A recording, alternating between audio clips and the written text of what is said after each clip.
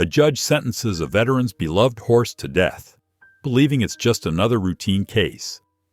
But when the truth comes out, when he realizes the real reason this horse means everything to the soldier he once abandoned, he does something no one saw coming. A decision that could cost him everything, or finally heal the wounds he's carried for years. What made him change his mind? And can one horse really bring a broken family back together? Before we get into the story, comment below where in the world you are watching from today. And if you like this story, don't forget to subscribe. The alarm clock's shrill beep cut through the pre-dawn silence at exactly 5:30 a.m. Judge Alan Whitaker's eyes opened immediately, his body conditioned to this unchanging schedule after decades on the bench. He didn't need the extra 5 minutes that many craved. To him, that was simply wasted time. The hardwood floors creaked softly under his slippered feet as he made his way to the kitchen. Every movement was precise, practiced. The coffee maker hummed to life with the press of a button, and Alan retrieved his morning paper from the front step, still wrapped in its protective plastic, despite the clear sky. The kitchen, like everything else in his life, was immaculate. Stainless steel appliances gleamed, countertops were spotless, and every item had its designated place. He poured his coffee black, no sugar, no cream, into the same mug he'd used for the past 15 years. The morning's headlines spread before him. Alan methodically worked through each section, his expression unchanging, whether reading about local triumphs or tragedies.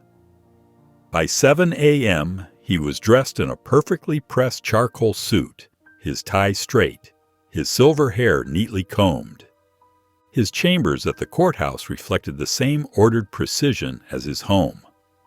Law books lined the shelves in alphabetical order, and his desk held exactly 3 items: a lamp, a legal pad, and his grandfather's fountain pen.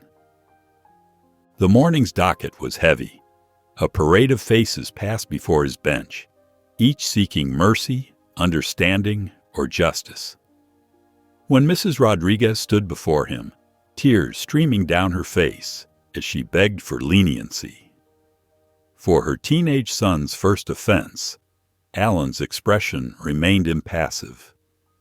"The law is clear on this matter," he stated, his voice firm and unwavering. 3 months juvenile detention. Next case. Between hearings, his assistant Sarah knocked softly before entering with another file. "The police department's request about the retired service horse, Your Honor." Alan flipped through the pages efficiently. The facts were straightforward: severe leg injury, costly medical bills, no adoption prospects. His pen moved across the paper in a fluid motion, authorizing the euthanasia order without hesitation.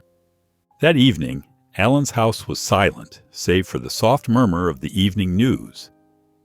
Ice clinked against crystal as he poured himself 2 fingers of scotch, his one daily indulgence. The news anchor's voice droned on about local events, but his eyes drifted to the mantel. There, almost hidden in shadow, stood a dust-covered frame. The photograph inside showed a younger version of himself standing next to a teenage boy in a baseball uniform. Ethan's smile was bright, genuine, so different from the cold silence that now existed between them. Alan's fingers twitched, almost reaching out to touch the frame, but instead, he turned away and took another sip of his scotch. The pre-dawn darkness wrapped around Ethan Whitaker's cabin like a thick blanket. Max, his German shepherd, started barking at shadows again, something he did most mornings. Ethan's eyes snapped open, his heart racing before his mind caught up with reality. Another night, another set of nightmares that left him drenched in sweat. "Easy, boy," he called out, his voice rough from sleep. Max quieted, but kept staring into the woods, his ears perked forward.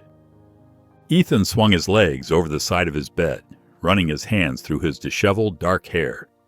The cabin was small, Just one room with a kitchenette and a bathroom, but it was all he needed. All he could handle, really. The walls were bare, except for his old Marine Corps flag and a few practical items: an axe, a fishing rod, a first aid kit. The morning routine was always the same. It had to be. Structure kept the chaos at bay. He pulled on his worn jeans and flannel shirt, laced up his boots, and stepped out onto the porch. The autumn air bit at his skin, but he welcomed the sharp sensation. It meant he was still here, still present. 2 hours of chopping wood followed, each swing of the axe pushing away the fragments of last night's dreams. Max sat nearby, watching, always watching. The dog understood more than most humans. He knew when to stay close and when to give space. By mid-morning, Ethan's supplies were running low. He couldn't put off the trip to town any longer. The drive was 20 minutes of winding forest roads before civilization started creeping in. At the gas station, he kept his head down, avoiding eye contact with the handful of other customers. He grabbed what he needed quickly: coffee, dog food, some canned goods. Near the register, he absently picked up the local paper. Maybe checking the weather forecast would help him plan his fishing trips.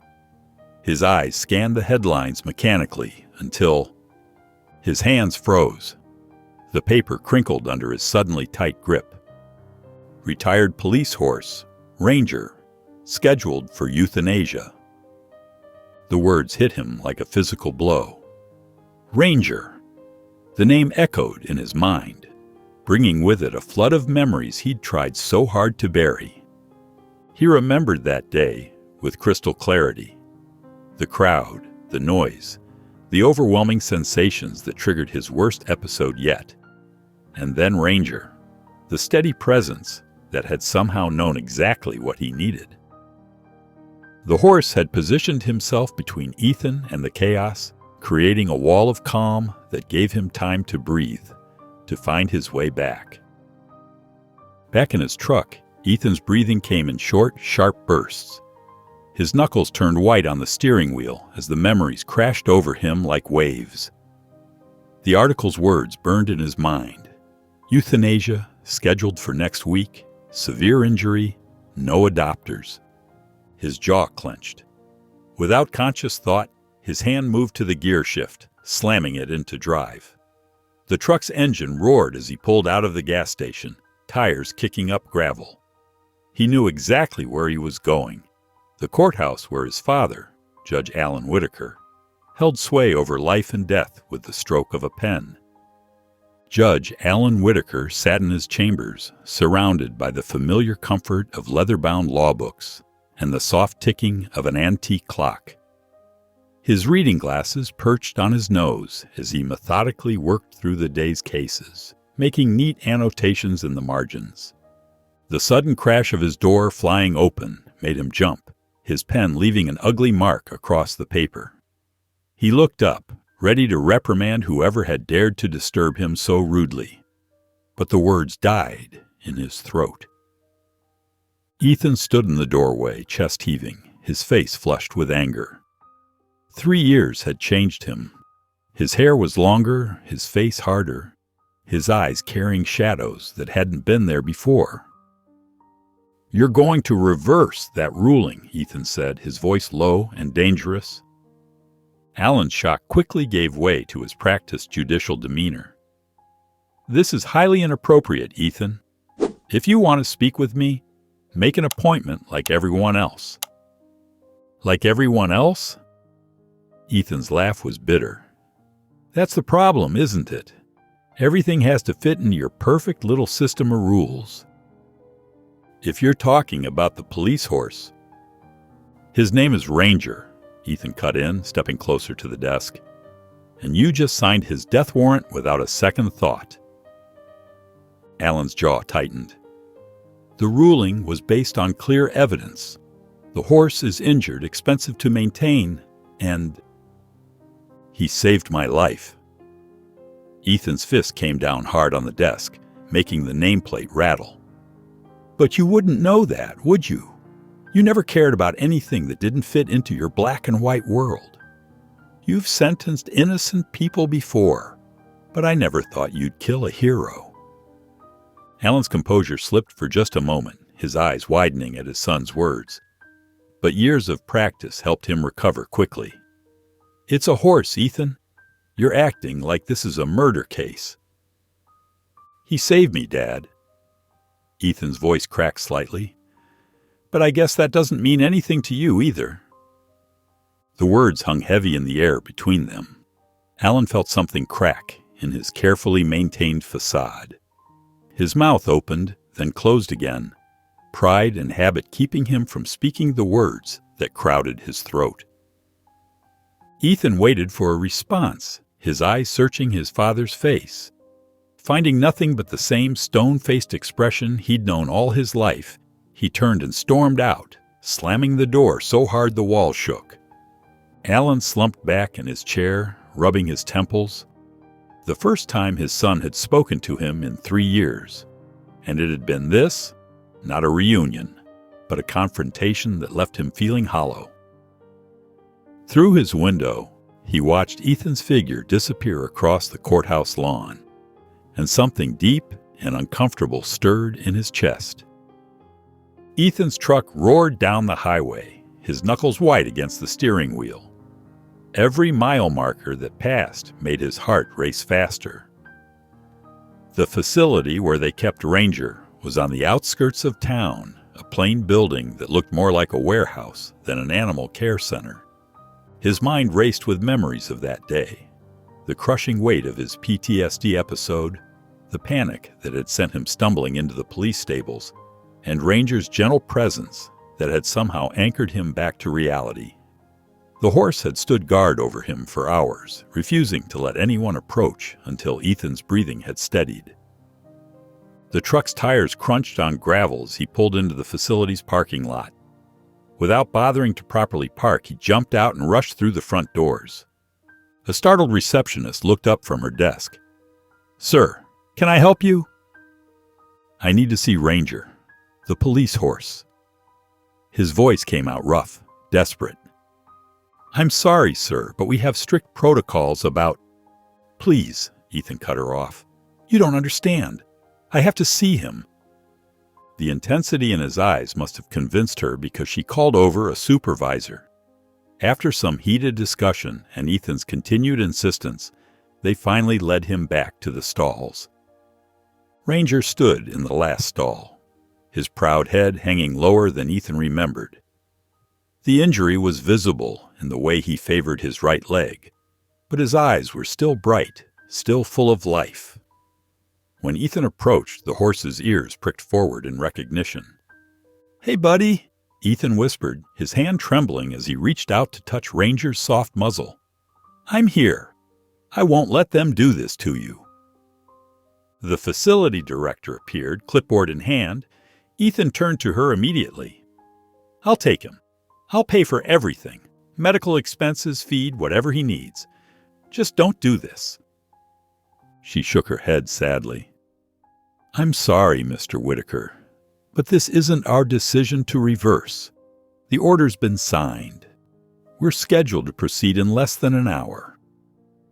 Meanwhile, across town, Alan sat in his darkened office. The setting sun cast long shadows across his desk, where the framed photo of Ethan caught the last rays of light. He picked it up, studying his son's younger face.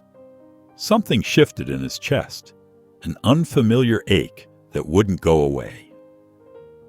He pulled out his phone, scrolling to Ethan's number. His thumb hovered over the call button, years of pride warring with a sudden urgent need to reach out. A knock at his door made him look up. His assistant stood there, looking uncertain. "Judge Whitaker, I thought you should know. Your son was just seen at the euthanasia facility." Alan's heart skipped a beat. Without a word, he grabbed his coat and rushed past his startled assistant, letting the door slam behind him. The fluorescent lights buzzed overhead in the sterile facility, casting harsh shadows across the concrete floor. Oh, Ethan's breath came in short bursts as he watched the veterinarian prepare the syringe with methodical precision. Each movement of her hands felt like a knife twisting in his chest. Ranger shifted uneasily in his stall, as if sensing the gravity of the moment. "Please," Ethan's voice cracked. "You can't do this. He's not just some broken-down horse. He's a hero." The facility director shook his head, his expression unchanged. "We don't make exceptions, Mr. Whitaker. The paperwork is final." Ethan's hands began to shake, not from fear but from a rising desperation. His eyes darted between the veterinarian and Ranger. The horse's gentle brown eyes met his, full of trust. In that moment, something snapped inside him. He reached for Ranger's reins, his jaw set with determination. If they wouldn't listen to reason, he'd take matters into his own hands. The staff tensed, seeing the change in his posture. Suddenly, a commotion erupted from the entrance. Heavy footsteps echoed through the corridor, followed by raised voices. The door burst open and Judge Alan Whitaker stormed in, his court robe billowing behind him like a cape. His usually perfectly combed hair was disheveled, and his tie hung loose around his neck. Sweat beaded on his forehead, clear evidence of his rushed journey. The facility staff froze, their mouths hanging open at the sight of the distinguished judge in such a state. Alan's eyes found Ethan first, then swept across the room, taking in the scene: the veterinarian with a syringe, Ranger in his stall, and his son's hand gripping the reins. "Stop this procedure immediately," Alan commanded, his voice carrying the full weight of his judicial authority. The veterinarian hesitated, syringe still in hand. Alan strode forward, his steps purposeful, despite his disheveled appearance. For the first time, he truly looked at Ranger. The horse stood tall despite his injury, his eyes bright and alert. Alan moved closer, studying the animal that had saved his son's life. Ethan watched his father, unable to form words. His hand fell away from the reins, as the veterinarian carefully set down the syringe on a nearby metal table. The quiet hum of the fluorescent lights filled the tense silence. Outside the facility, the afternoon sun cast long shadows across the parking lot. Alan and Ethan stood several feet apart, neither looking directly at the other. The weight of their earlier confrontation hung between them like a heavy curtain. A gentle breeze rustled through the trees, but did nothing to ease the tension. Alan straightened his rumpled robe, trying to regain some semblance of his usual composure. "The board's already calling," he said, his voice gruff. "They're not happy about my interference." Ethan shifted his weight, his jaw tight. He could feel the familiar anger bubbling up inside him, the same anger that had driven him away from his father years ago. But before he could speak, Alan turned to face him. "If you want to save him, you figure it out." The words came out harsh, almost like a challenge. Ethan's shoulders tensed. Of course, his father's dramatic entrance had been just that. Dramatic. Nothing had really changed. He started to turn away, but the sound of rustling paper made him pause. Alan had pulled out his checkbook, the leather cover worn and creased. Without meeting his son's eyes, he began writing, the scratch of his pen loud in the quiet parking lot. When he finished, he held out the check. Ethan's eyes widened as he saw the amount. It was enough to cover Ranger's initial treatment and several months of rehabilitation. "This doesn't change anything between us," Alan said firmly, still not looking at his son. "But that horse deserves better than a rushed death." Ethan took the check, his fingers barely brushing his father's. He didn't say thank you, couldn't bring himself to. This small act of kindness felt like a trap, though he couldn't explain why. He folded the check carefully and put it in his wallet. Later that night, Alan sat in his darkened living room, a glass of whiskey untouched on the side table. The house felt emptier than usual. the silence more profound. The events of the day played over and over in his mind like a movie he couldn't turn off. He'd broken his own rules today, gone against protocol, risked his reputation, and he couldn't explain why. Meanwhile, at the facility, Ethan sat on an overturned bucket outside Ranger's stall. The horse dozed peacefully, occasionally nickering softly in his sleep. Ethan's back was straight, his posture alert, just like when he'd stood watch during his deployments. His father's check felt heavy in his wallet, but he pushed that thought aside.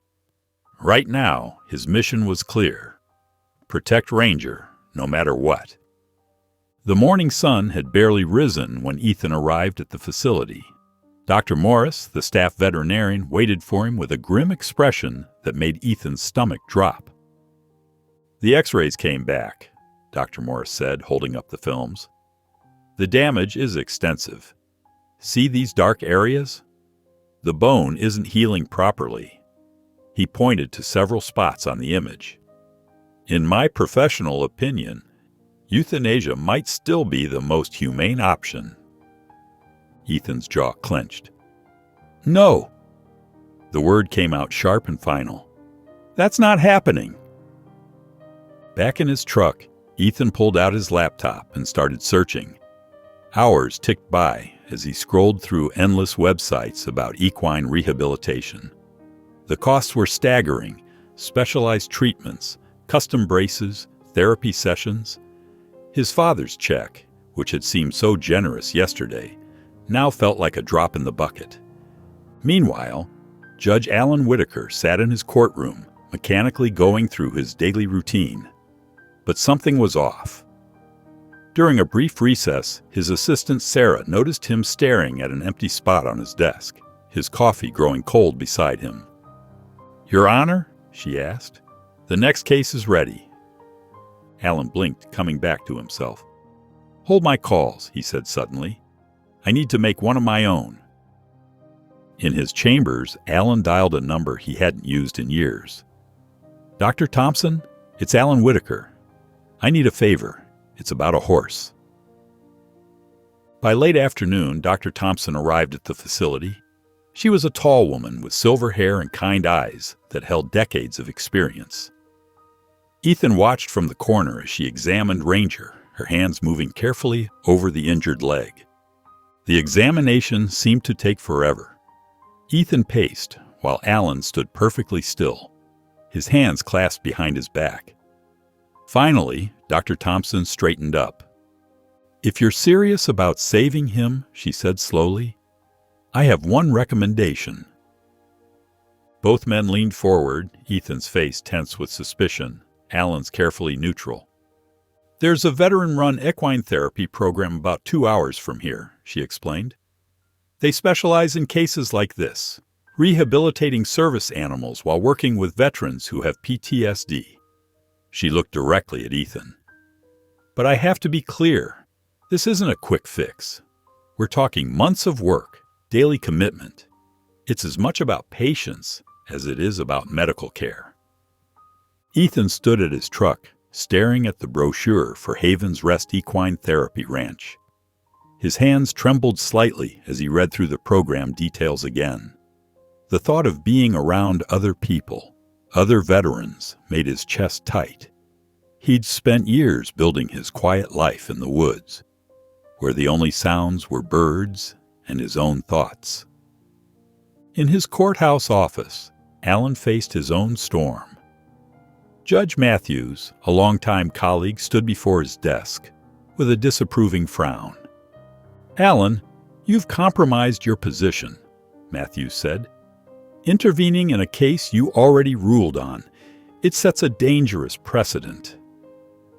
Alan straightened the papers on his desk, a habit that usually calmed him. The circumstances changed.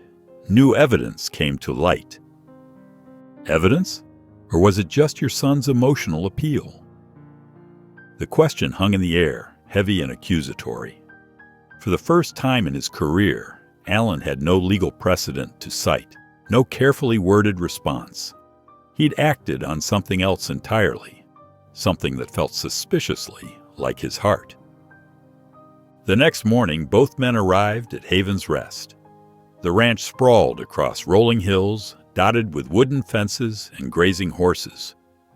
As they walked through the pastures, Ethan noticed a man with a prosthetic leg mounting a gentle bay horse. Another veteran sat in the corner of a paddock, speaking softly to a dappled mare, his first words in weeks, according to the volunteer nearby. Cole, the head trainer, approached them. His walk had the familiar military precision that Ethan recognized instantly. The man's weathered face held both strength and kindness as he sized Ethan up. "This isn't just about Ranger," Cole said, his voice firm but gentle. "We heal together here, horses and humans. You can't fix him without working on yourself." Ethan's jaw tightened. The idea of therapy, of opening up old wounds, made him want to run back to his cabin. But as he watched the other veterans with their horses, he saw echoes of his own struggles in their faces. That evening, Ethan stood at Ranger's temporary stall. The horse's dark eyes seemed to look right through him, past all his defenses. Ethan reached out, running his hand along Ranger's strong neck. "All right, buddy," he whispered. "Looks like we're in this together." From the barn entrance, Alan watched silently. For once in his life, he'd acted without consulting law books or precedents. Looking at his son standing there with Ranger, he felt something he hadn't experienced in years, the quiet certainty that he'd done something right. The morning sun cast long shadows across Haven's Rest as Ethan led Ranger from the trailer. The horse's hooves clicked nervously against the gravel, his ears twitching at every new sound. The sprawling ranch, with its wooden fences and scattered outbuildings, felt worlds away from Ethan's isolated cabin in the woods. Other veterans moved about the property, some leading horses, others carrying feed buckets. Each time someone walked past, Ethan tensed, focusing intently on securing Ranger in his new stall. The horse paced in the confined space, refusing to settle. Cole approached with an easy stride, clipboard in hand. "How's he doing?" "Fine," Ethan muttered, adjusting Ranger's water bucket for the third time. Throughout the morning, Cole explained the daily routine, feeding schedules, exercise times, therapy sessions. Ethan half listened, watching two veterans work together in the round pen, guiding an injured mare through gentle exercises. Their easy conversation and teamwork made his stomach knot. By afternoon, Ranger had barely touched his feed. Ethan stood outside the stall, worry creasing his forehead as he watched the horse's restless movements. "Let's see how that leg's doing," Cole said, appearing beside him. He gestured toward a simple obstacle course set up in the nearby paddock. Low poles on the ground, orange cones creating a weaving pattern. "Walk him through there, nice and slow.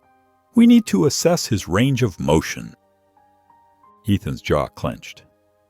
"I know how to work with horses." "Nobody said you didn't. But here, we follow a process." "A process?" Ethan spun around, voice sharp. "He needs time to adjust, not your structured therapy program." Cole met his glare steadily. "You came here to heal him, but you're just as stuck as he is." Without responding, Ethan grabbed Ranger's lead rope and headed for the far pasture, away from the watching eyes and scheduled routines. Behind him, Cole made no move to stop him. That night, Ethan lay in his assigned cabin, listening to the occasional nickering from the stables. Moonlight filtered through thin curtains, casting shadows on the unfamiliar walls. In the darkness, doubt crept in. He'd promised to save Ranger. But now, surrounded by the reality of what that meant, he wondered if he was truly capable of it.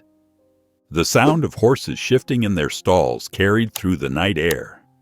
Ethan stared at the ceiling, his thoughts as restless as the animals in the barn.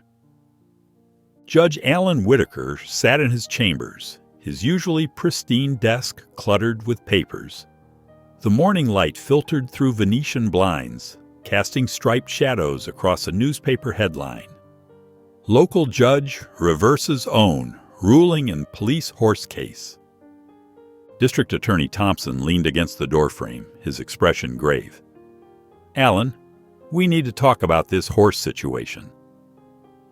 "There's nothing to discuss," Alan replied, shuffling papers without looking up. "You overruled your own decision. Do you understand the precedent this sets?" Thompson moved closer, lowering his voice. "The board is concerned. Your reputation, Dash." "My reputation?" Alan's hand stilled. 28 years on the bench, Jim. Not one reversed ruling until now." "Exactly my point. Why risk it all for a horse?" The question hung in the air. Alan had no answer, at least none that would satisfy his colleagues or himself. Later that afternoon, Alan found himself driving down the winding country road toward Haven's Rest. He hadn't planned this trip. His hands seemed to turn the steering wheel on their own. The familiar weight of his judicial robe was absent, replaced by a simple button-down shirt that felt strange against his skin. The ranch spread out before him as he parked at a distance. He spotted Ethan in a small training area, working with Ranger. The horse stood stiffly, favoring his injured leg while Ethan held the lead rope. "Just one step forward," Ethan coaxed, his voice carrying across the yard. "Come on, buddy." Ranger remained motionless, ears flicking back and forth. Ethan tried again, applying gentle pressure to the lead rope. Still nothing. "Come on, you stubborn old man," Ethan muttered, running a hand through his hair in frustration. Alan watched from his hidden spot behind a storage shed, a small smile tugging at his lips. "Now you know what it's like," he whispered to himself, remembering countless arguments with an equally stubborn teenage Ethan. The parallels weren't lost on him.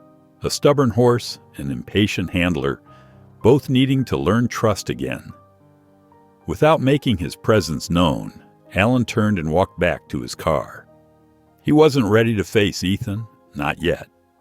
But for the first time in years, he felt connected to his son's life, even if only as a silent observer. The morning sun cast long shadows across the training arena as Ethan watched other veterans work with their horses. A woman with a service dog walked beside her mount, speaking softly to both animals. Another veteran sat in his wheelchair, brushing his horse's mane with slow, deliberate strokes. They all seemed to know something he didn't. Ranger stood in the arena, his injured leg barely touching the ground. Ethan gripped the lead rope tighter, frustration building in his chest. "Come on, just put your weight on it," he muttered, tugging the rope more firmly than he should have. Ranger resisted, throwing his head back. Ethan pulled harder, determined to make progress. The horse took an awkward step forward, his leg buckling beneath him. A sharp, painful whinny pierced the morning air. Several heads turned their way. Cole appeared beside them in an instant, his weathered face tight with concern. He grabbed the lead rope from Ethan's hands, steadying Ranger with practiced ease. "That's enough," Cole said, his voice firm but calm. He turned to face Ethan, eyes blazing with quiet intensity. "You think this is about making him move? He needs to trust you first. And right now, he doesn't." The words hit Ethan like a physical blow. He backed away, shame and anger burning in his chest. Without a word, he turned and stormed off, leaving Cole to tend to Ranger. He found himself by the corral fence, his breathing heavy. Not far away, Jake was carefully grooming his horse, his prosthetic legs firmly planted on the ground. The older veteran worked with smooth, unhurried movements, speaking quietly to his mount. Jake glanced over, noting Ethan's clenched fists and rigid posture. "Rough morning?" he asked, continuing to brush his horse's flank. "I can't get through to him," Ethan admitted through gritted teeth. "Nothing's working." Jake nodded thoughtfully. "You can't fix him in a day, just like I couldn't fix myself in a day." Ethan kicked at the dirt. Yeah, and what did fix you? A small smile crossed Jake's face as he patted his horse's neck. Didn't need fixing, just needed time. The words stayed with Ethan through the afternoon. As evening approached, he returned to Ranger's stall with a different mindset. Instead of reaching for the lead rope, he simply sat down on a bale of hay in the corner. Ranger watched him warily from across the stall, ears pricked forward in curiosity. Ethan didn't move, didn't try to approach. He just sat there, letting the horse decide what happened next. Minutes ticked by. Gradually, Ranger's posture relaxed. He took a tentative step forward, then another. Ethan remained still, his breathing steady and calm. Finally, after what seemed like hours, Ranger moved close enough to lower his head. With gentle hesitation, he rested his muzzle against Ethan's shoulder. The touch was light, uncertain, but it was there. The morning mist still clung to the grass when Judge Alan Whitaker's Mercedes pulled into the ranch's gravel driveway. He sat in his car for a moment, straightening his tie, a habit that felt oddly out of place among the weathered fence posts and rustic buildings. Cole was mending a section of fence when he spotted the judge approaching. He set down his tools, wiping his hands on his jeans. "Your Honor," Cole said, nodding respectfully. "Wasn't expecting to see you out here." Alan cleared his throat. "Just checking on the situation," he said stiffly, his polished shoes already dusty from the path. "Of course," Cole replied, not pressing further. From his position near the main arena, Alan could see Ethan working with Ranger. The change was subtle but noticeable. Gone was the frustrated pulling at the lead rope, replaced by slower, more deliberate movements. Ethan spoke quietly to the horse, his hand gentle on Ranger's neck as they practiced basic walking exercises. Something stirred in Alan's chest. Pride, maybe, but it felt foreign, uncomfortable, like a suit that didn't quite fit. He shifted his weight, unsure what to do with the feeling. Cole moved to stand beside him, his presence steady and unhurried. "You know," he said, watching another veteran lead his horse through a series of exercises, "we get a lot of guys like Ethan here, cut off from family, lost in their own heads." Alan's fingers twitched, but he remained silent. "Some of them take years to admit they needed help," Cole continued. "Some never do." Alan swallowed hard. "How?" He started, then cleared his throat again. "How is he doing? With a horse, I mean." Cole turned to look at him, one eyebrow raised. "Why don't you ask him yourself?" The question hung in the air, unanswered. Alan's jaw tightened and he took a step back. Minutes later, he was back in his car, hands gripping the steering wheel so tightly his knuckles turned white. He stared straight ahead, caught between driving away and walking back toward the arena. Movement caught his eye. Ethan had finally noticed his car. Their eyes met across the distance, a brief moment of recognition. Neither man moved. Then Alan started the engine and pulled away, leaving a cloud of dust in his wake. In his rearview mirror, he could see Ethan's figure growing smaller, standing motionless as he watched the car disappear. The pre-dawn air was crisp and quiet as Ethan stood outside Ranger's stall. Only the soft rustling of hay and the steady rhythm of horse breaths broke the silence. He leaned against the wooden door, watching as Ranger's chest rose and fell in peaceful sleep. For once, Ethan's mind wasn't racing with unwanted memories or anxious thoughts. He felt anchored in the moment, present in a way he hadn't been for years. As the sun began to peek over the horizon, the ranch stirred to life. Other veterans emerged from their cabins, and the familiar sounds of morning chores filled the air. Ethan grabbed his grooming kit without his usual reluctance. He worked the curry comb in gentle circles across Ranger's coat, taking extra care around the sensitive areas. When he reached the injured leg, Ranger tensed slightly but remained still. Ethan noticed the small gesture of trust, and felt a warmth spread through his chest. Later that morning, Cole waited by the creek that cut through the back pasture. "Time for something new," he said as Ethan approached with Ranger. "Let's see how he handles the water crossing." Ethan's first instinct was to march forward, but he caught himself. Just days ago, he would have pulled Ranger along, determined to power through. Instead, he loosened his grip on the lead rope and led Ranger to the stream's edge. Ranger's ears pricked forward at the sight of running water. His steps became hesitant, hooves pawing at the ground near the bank. Ethan felt the familiar frustration rising, but took a deep breath. He remembered Jake's words about needing time. "It's okay, buddy," he murmured, standing quietly beside Ranger. "No rush." Minutes ticked by. Cole watched from his perch on the fence, saying nothing. Finally, Ranger stretched his neck forward, sniffing the water. With careful steps, he placed one hoof in the stream, then another. The water splashed around his legs as he made his way across. Ethan couldn't help but smile, running his hand along Ranger's strong neck. "Good boy," he whispered. From the fence, Cole gave an approving nod. That evening, Ethan sat on the steps of his cabin. The stars were beginning to appear in the darkening sky, and for once, he didn't feel weighed down by his past. The crushing pressure that had lived in his chest for so long felt lighter. He wasn't fixed, he knew that now. But like Ranger crossing the stream, he was taking small steps forward.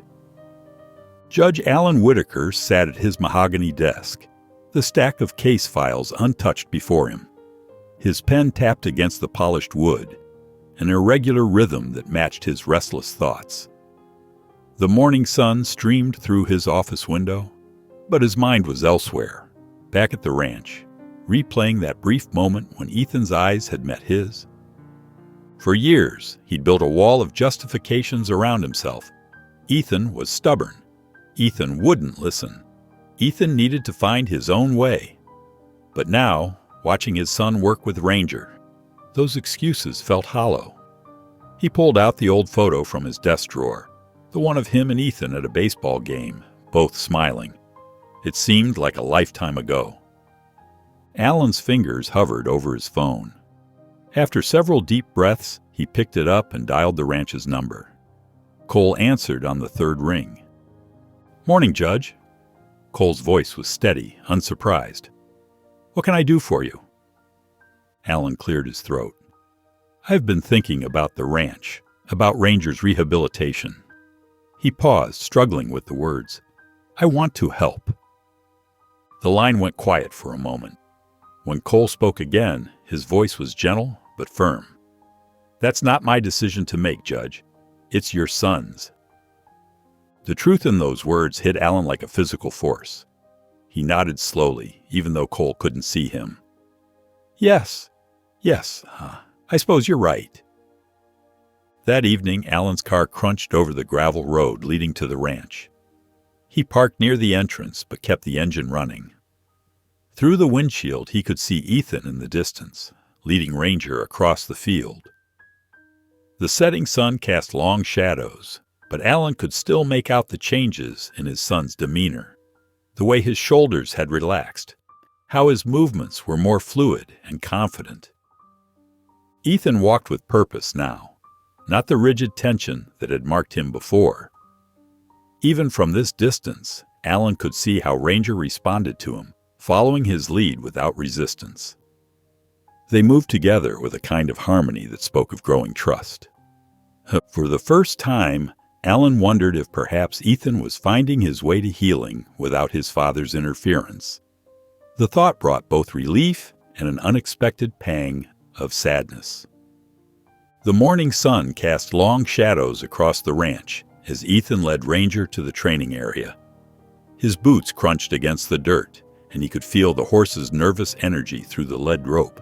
This would be their biggest challenge yet, controlled trotting to strengthen Ranger's injured leg. Cole stood at the edge of the arena, watching carefully as Ethan and Ranger began their exercise. The first few minutes went smoothly. Ranger's hooves kicked up small clouds of dust as he trotted in a straight line, his gait steady and controlled. "That's it," Ethan encouraged softly, matching Ranger's pace. "You've got this, buddy." But then it happened. Ranger's injured leg buckled beneath him, throwing him off balance. The horse stumbled, letting out a distressed whinny as his body pitched sideways. Ethan's heart jumped into his throat as he lunged forward, managing to steady Ranger before he could fall completely. "Whoa! Easy there!" Ethan's voice shook as he held Ranger upright. His hands trembled against the horse's neck, feeling the rapid beat of Ranger's heart. Frustration burned in his chest, hot and familiar. They'd been working so hard, following every instruction, taking it slow, being patient. So why weren't they seeing more progress? Cole's boots scraped against the dirt as he approached. "That's enough for now," he said quietly. "We need to try again," Ethan snapped, his jaw tight. He was doing fine until... "You can't force healing, Ethan," Cole cut him off, his voice firm but kind. "Sometimes it's slow. Sometimes it's frustrating. But it happens in its own time." Ethan's fingers clenched around the lead rope. He wanted to argue, to insist they keep going. But something in Cole's words struck home. He'd been pushing, not just Ranger, but himself too, expecting too much, too fast from both of them. That evening, instead of retreating to his cabin as usual, Ethan found himself drawn to the communal campfire where other veterans gathered. The flames cast flickering shadows across their faces as they shared stories, tales of battlefields and homecomings, of nightmares and small victories. Jake, the double amputee, spoke about his first time back on a horse. Sarah described the panic attacks that still woke her at night. Mike admitted how he couldn't handle fireworks anymore. In the warm glow of the fire, Ethan felt something loosen in his chest. The words came slowly, barely above a whisper. "Sometimes," he said, his voice rough, "I feel like I left the best parts of myself over there." The admission hung in the air, simple but heavy with meaning. It wasn't much, just a few words about his struggles. But it was the first time he'd spoken them aloud. The other veterans nodded, understanding in their eyes. No one pushed him to say more. They just sat together, watching the flames dance in the growing darkness.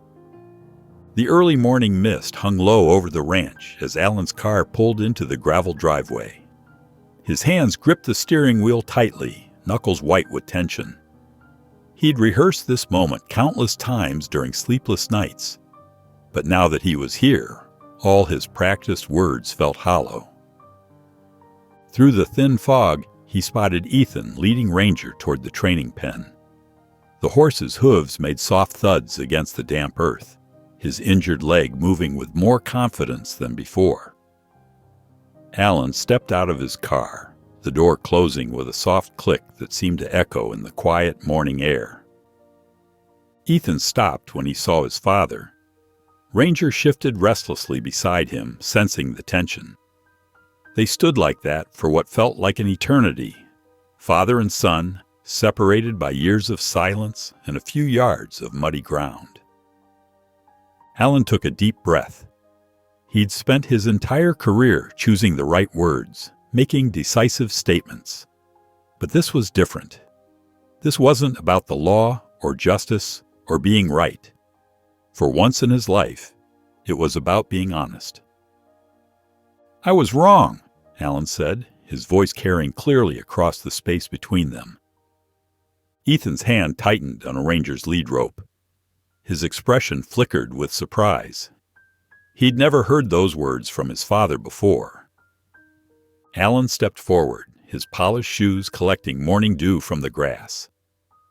"I've spent years pretending I didn't regret our distance," he continued, his usual commanding tone, replaced by something softer, more vulnerable, telling myself it was for the best, that you needed space, that I was right to let you go.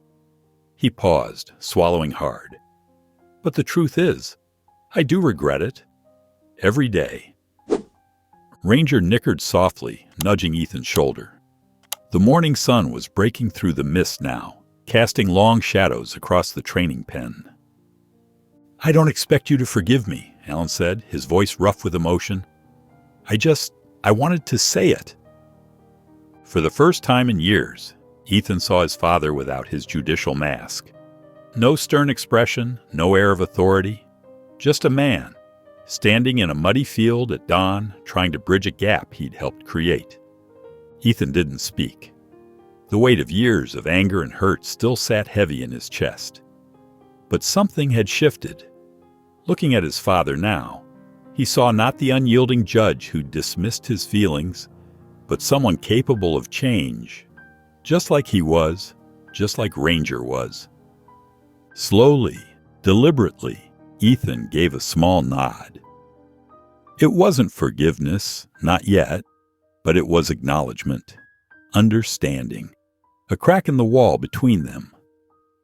Alan turned and walked back to his car, his shoulders straight but lighter somehow. This time, his departure felt different. Not an ending, but perhaps a beginning. The morning sun filtered through the stable windows, casting warm patches of light across Ranger's stall. Ethan sat on a hay bale, his fingers absently combing through Ranger's dark mane. The horse stood quietly beside him, occasionally nickering softly as if sensing Ethan's troubled thoughts. His father's words from yesterday morning echoed in his mind. I was wrong. 3 simple words that he'd waited years to hear. They should have felt like victory, like vindication. Instead, they left him feeling unsettled, like sand shifting beneath his feet. He'd held on to his anger for so long, used it as a shield, that he wasn't sure who he was without it. Ranger nudged his shoulder gently, pulling him from his thoughts. The morning's training session was starting, but Ethan's mind kept drifting. During a simple leading exercise, he nearly walked Ranger into a fence post, his attention elsewhere. Cole watched from the rail, his experienced eyes missing nothing. After the 3rd mistake, he stepped into the ring and motioned for Ethan to stop. Take 5, Cole called to the other veterans, then turned to Ethan. They walked to a quiet corner of the arena, away from the others. You're not just working through this for the horse, are you? Cole asked, his voice gentle but direct. Ethan shrugged, trying to brush off the question. He focused on adjusting Ranger's lead rope, avoiding Cole's knowing gaze. Look, Cole continued, I've seen this before. You've spent years carrying anger toward your father. Maybe it's deserved. Maybe it's not. He paused, making sure his next words landed. But if you keep carrying it, you'll never move forward. Ethan wanted to argue, to defend the walls he'd built, but the words wouldn't come. Deep down, past all his defenses, he knew Cole was right. The anger that had protected him for so long was now weighing him down, keeping both him and Ranger from healing completely. That evening, Ethan sat on his cabin's small porch, his phone heavy in his hand. The sun was setting, painting the sky in shades of orange and purple. He pulled up his father's number, still saved after all these years, though never used. His thumb hovered over the call button. Ranger's soft nickering drifted from the nearby stable, somehow encouraging. Taking a deep breath, Ethan pressed call. The phone rang once, twice, 3 times. Each ring seemed to last an eternity. Hello? His father's voice was uncertain, hopeful. The silence stretched between them, filled with years of unspoken words. Ethan gripped the phone tighter, forcing himself to speak. I'm not saying everything's fixed, he said finally, his voice rough. But maybe we should talk. He heard his father let out a slow breath, as if releasing years of tension. I'd like that, Alan replied softly. The morning dew still clung to the grass as Alan's car pulled into the ranch's gravel driveway. He spotted Ethan waiting by the fence, hands tucked into his jacket pockets. For a moment, Alan sat in his car, gathering his courage. This wasn't like his previous visits. No more watching from afar. When he stepped out, the cool morning air carried the scent of hay and horses. Ethan gave him a slight nod but didn't move from his spot. They stood there, father and son, the silence stretching between them like a physical thing. Alan cleared his throat. "So, what exactly do you do here?" Ethan raised an eyebrow, then gestured toward the stables. "Come on, I'll show you." They walked together, maintaining a careful distance. Inside the stable, Ranger lifted his head as they approached, ears pricking forward with interest. Ethan reached out to pat the horse's neck. "It's not just about physical therapy," Ethan explained, his voice growing steadier as he focused on the familiar topic. "The horses, they mirror what we're feeling. When we're anxious, they get anxious. When we're calm." He demonstrated by taking a deep breath, and Ranger visibly relaxed beside him. Alan watched, fascinated, as his son described the daily routines, the exercises, the small victories that marked progress. Ethan's face came alive when he talked about Ranger's improving gait, his increased confidence. A few other veterans were working nearby. One of them, a man with a prosthetic leg, wheeled himself over. "You must be the judge," he said with a grin. "I'm Jake. Didn't expect to see a judge out here. What, you sentencing the horses now?" To Ethan's surprise, Alan actually chuckled, a genuine laugh that seemed to break some of the tension in the air. They moved to the training pen where Ethan demonstrated some of Ranger's exercises. Alan leaned against the fence, watching intently as his son guided the horse through gentle turns and stops. There was a quiet confidence in Ethan's movements, a calmness that Alan had never seen before. In that moment, watching his son work, Alan understood something important. Ethan didn't need him to fix anything. He just needed him to be here, to witness, to understand. The morning sun cast long shadows across the training pen as Ethan guided Ranger through what should have been a routine exercise.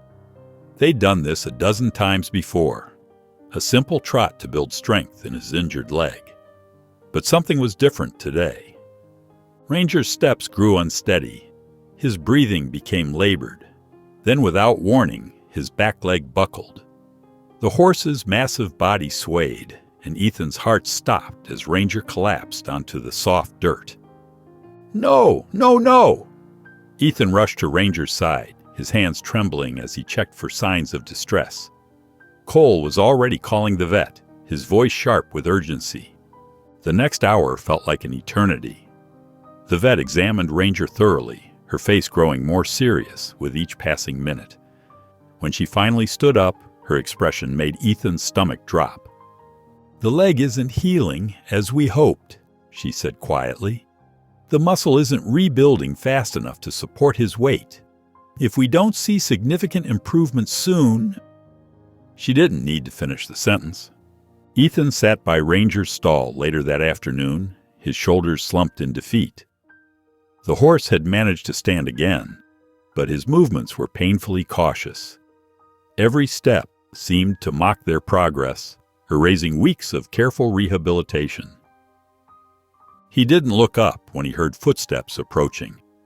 He knew it was his father, recognized the measured pace, the slight scuff of dress shoes on concrete. But instead of speaking, Alan simply sat down beside him on the wooden bench. The silence stretched between them, not uncomfortable, but heavy with shared concern. Ranger's soft breathing and the distant sounds of the ranch filled the air. Finally, Alan spoke, his voice gentler than Ethan had ever remembered it being. "You've already done more for him than anyone else would have." Ethan stared at his hands. "And what if it's not enough?" "Then you keep going," Alan said firmly. "That's what you've always done." Ethan looked at his father then, really looked at him. Gone was the stern judge's mask, the rigid authority figure who'd seemed so unreachable for so many years. Instead, he saw something new: understanding, respect, and a hint of pride. That evening, Ethan sat at his laptop, surrounded by printouts and veterinary journals. His eyes were tired, but his determination hadn't wavered. He researched alternative therapies, experimental treatments, anything that might help. Notes covered his small desk: water therapy, acupuncture, specialized massage techniques. Ranger watched him from his stall, occasionally nickering softly. Each time, Ethan would look up and meet those dark eyes, remembering how this horse had once saved him. Now it was his turn to save Ranger, and he wasn't about to give up. The morning light filtered through the trees as Ethan stood with the ranch's veterinarian, Dr. Sarah Martinez, beside the training area. She pointed to a shallow pool that had been set up specifically for rehabilitation. Water therapy could be exactly what Ranger needs, she explained, gesturing to the clear water. The buoyancy will support his weight while allowing him to build muscle strength. It's gentler than traditional physical therapy. Ethan studied the pool, hope flickering in his chest for the first time since Ranger's collapse. What are the risks? The biggest challenge will be getting him to trust the water. Horses can be skeptical of new environments, especially when they're already dealing with an injury. Dr. Martinez's eyes softened. But from what I've seen of your work with him, you might be just the person to help him through this. Later that morning, Ethan and Cole carefully led Ranger toward the water training area. The horse's ears twitched nervously as they approached the pool. When they reached the edge, Ranger planted his hooves firmly on the ground, refusing to move forward. Ethan felt the old frustration rising in his chest, but he remembered Cole's words about patience.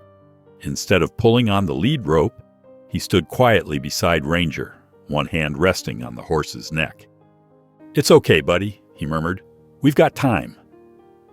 Minutes ticked by. Cole remained silent, letting Ethan handle the situation. Other ranch workers passed by, but no one interrupted the quiet standoff between man and horse. Ranger shifted his weight, snorting softly. His injured leg trembled slightly, but he held steady.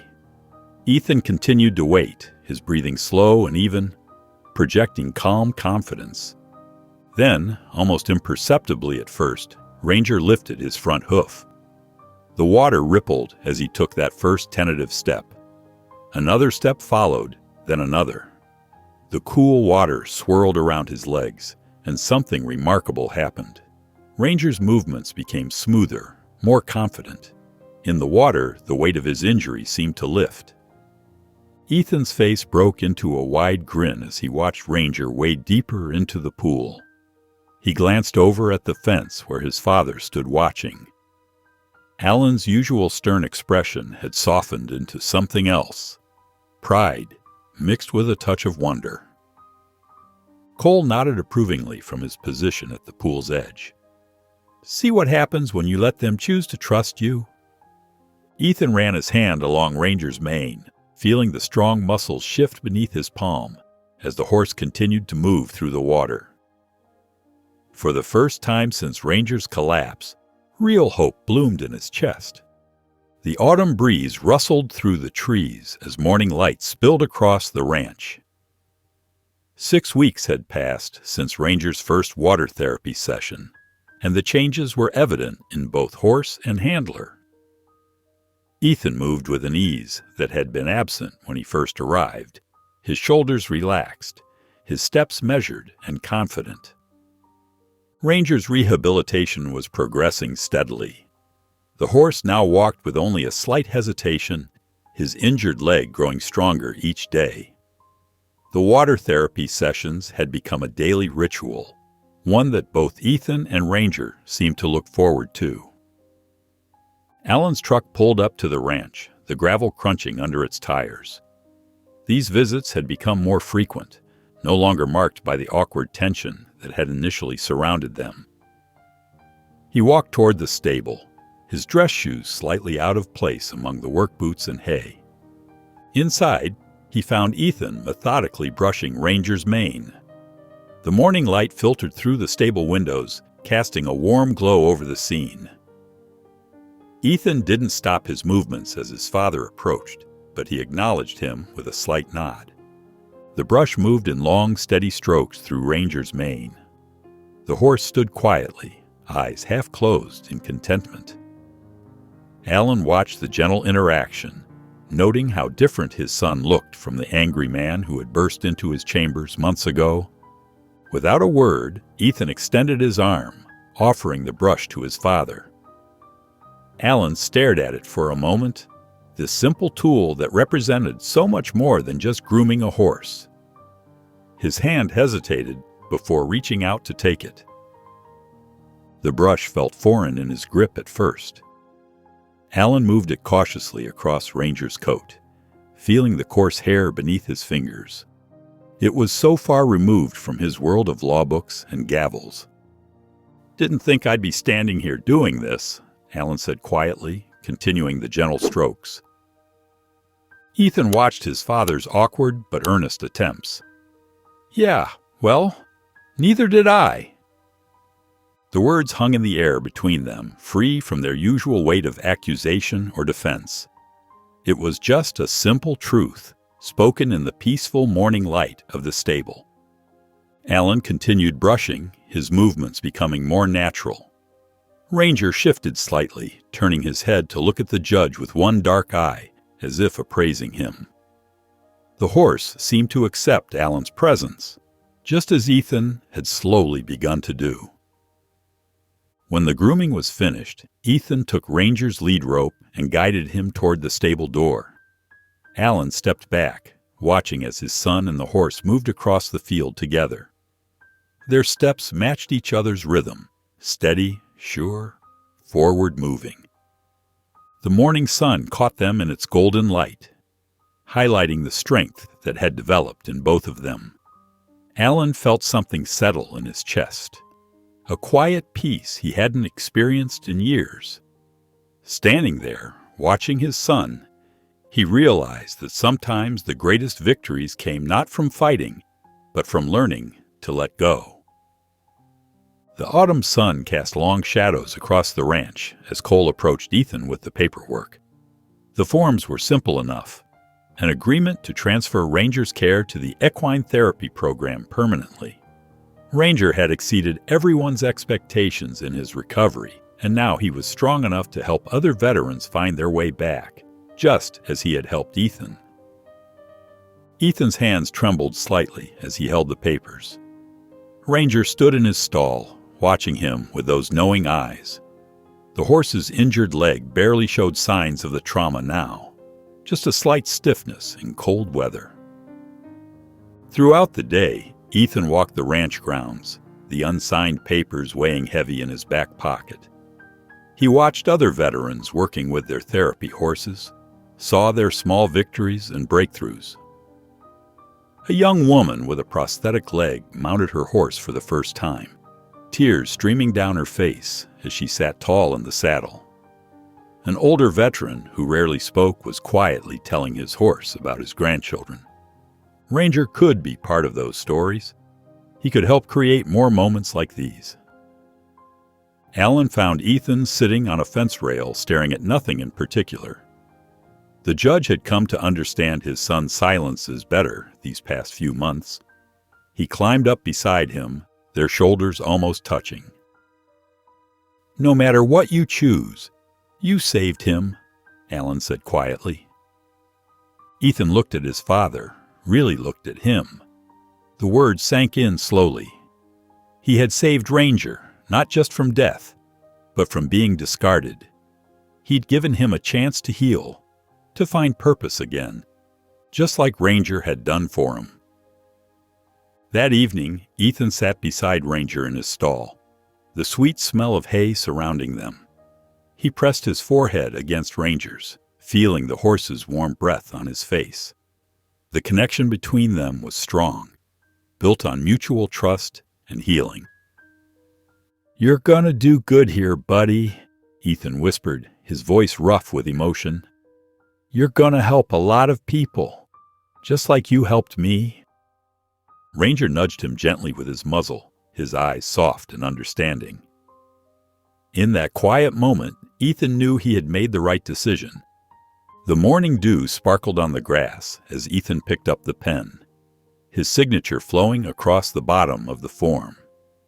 With that simple motion, Ranger officially became part of the therapy program. Cole folded the papers carefully and placed them in a folder, giving Ethan an understanding nod. Together, they led Ranger to the main field, where the other therapy horses grazed. The horse's steps were steady now, his injured leg showing only the slightest hint of stiffness. As they unclipped his lead rope, Ranger stood still for a moment, as if unsure. Then he lifted his head, taking in the open space before him. "Go on, buddy," Ethan whispered, patting his neck one last time. Ranger trotted forward, his movements graceful and sure. He approached the other horses, who welcomed him with gentle, nickering sounds. The sight made Ethan's chest tighten, but he smiled through it. Later that afternoon, the ranch community gathered for a small celebration. Folding chairs formed a circle near the paddock, and someone had brought homemade cookies and lemonade. Veterans, both current and graduated from the program, shared stories about their experiences. A young veteran named Marcus, his hand shaking slightly as he spoke, told the group how Ranger had helped him during a particularly bad flashback. "I was lost in my head," he said, his voice quiet but steady. "But Ranger, he just stood there with me. Didn't move, didn't spook, just stayed until I came back." Ethan nodded, remembering his own moments with Ranger. He felt his father's presence beside him, solid and reassuring. Alan had shown up early that morning without being asked and hadn't left Ethan's side since. As the gathering wound down, Ethan wandered to the fence. Ranger grazed peacefully in the distance, occasionally lifting his head to watch the younger horses play. The setting sun painted the sky in soft oranges and pinks, casting long shadows across the field. Alan stepped up beside his son, his judicial robes long since replaced by casual jeans and a button-down shirt. They stood in comfortable silence for a moment, watching Ranger. "I'm proud of you," Alan said suddenly. Ethan turned to look at his father, surprise evident on his face. Those words had never passed between them before. "Yeah," Ethan asked, his voice slightly uncertain. Alan nodded. "Yeah." The morning sun cast long shadows across the ranch as Ethan packed the last of his belongings into his old pickup truck. His small cabin, which had been his sanctuary for the past few months, now stood empty. He'd cleaned it thoroughly, leaving it ready for the next veteran who would need this space to heal. Through the window, he could see his father's car parked near the main gate. Alan stood there, hands tucked into his pockets, looking somehow different from the stern judge who had once seemed so unreachable. He wore casual clothes now, a simple button-down shirt and jeans that made him look more human, more approachable. Ethan shouldered his final bag and locked the cabin door. Each step toward his father felt lighter than the last. There was still distance between them, but it wasn't the vast canyon it had once been. Alan watched his son approach, his expression soft but uncertain. "Where to?" he asked, his voice carrying genuine curiosity rather than judgment. Ethan shrugged, adjusting the strap of his bag. "Not sure yet, but I think I'll figure it out." The words held no bitterness, no anger, just simple truth. They stood there in the morning quiet, the gentle sounds of the ranch floating around them. Horses nickered in their stalls, and the breeze rustled through the tall grass. The silence between father and son felt different now, comfortable rather than strained, peaceful rather than hostile.